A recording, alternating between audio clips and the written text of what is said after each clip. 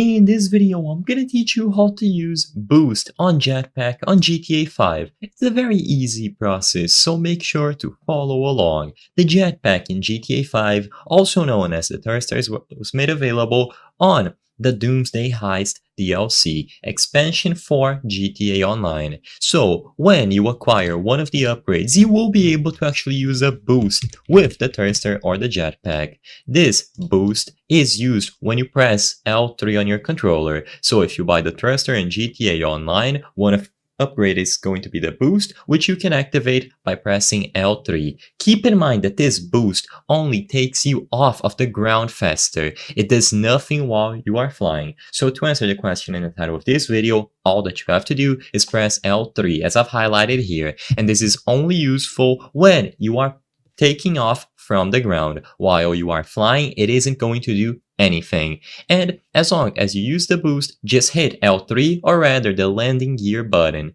As long as you press that specific button, the landing gear key, whatever it is bound to, you will be able to take off faster with a boost. Like I said, on consoles it's going to be L3, but for PC this depends. So I recommend that you go over to your keybinds and you look whatever you have binded to the landing gear key. And there are plenty of other customizations that you can browse through, such as weapons, but as long as you get the thrusters, like I've showing you here, which costs 200,000, you will be able to use L3 to propel yourself off of the ground faster. They do nothing while flying, and you can explore other options. This is only used for takeoff, and you can press L3 on PlayStation, or rather the left stick for Xbox for a powerful rocket launch.